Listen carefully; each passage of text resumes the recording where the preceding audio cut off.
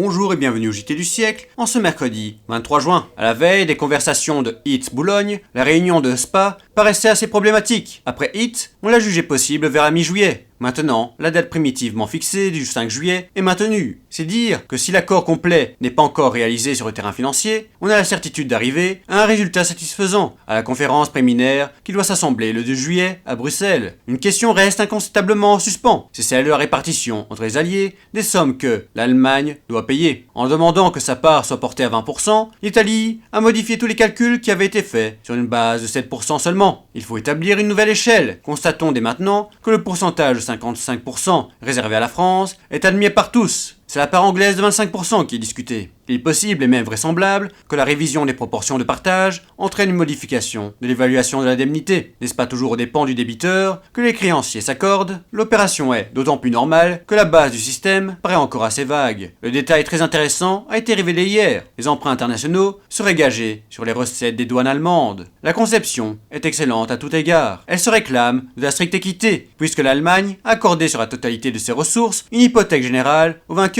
qui sont libres de choisir la garantie la plus pratique. La note sur le désarmement a subi quelques modifications qui ajoutent à la fermeté de ses lignes. Les Alliés refusent de retrancher de l'indemnité la valeur du matériel de guerre détruit. L'Allemagne ne sera autorisée à construire du matériel aéronautique que 3 mois après la liquidation totale de son aviation de guerre. Au point de vue des affaires russes, les deux parties s'observent. M. Mitterrand compte que les Anglais toucheront vite le néant de leurs espoirs d'entente avec Moscou. M. Lloyd George garde la pensée de nous désarmer, en obtenant des soviets une reconnaissance formée des anciennes dettes. Il restera toujours à déterminer la confiance que l'on peut attacher aux paroles des Lénine et des Trotsky.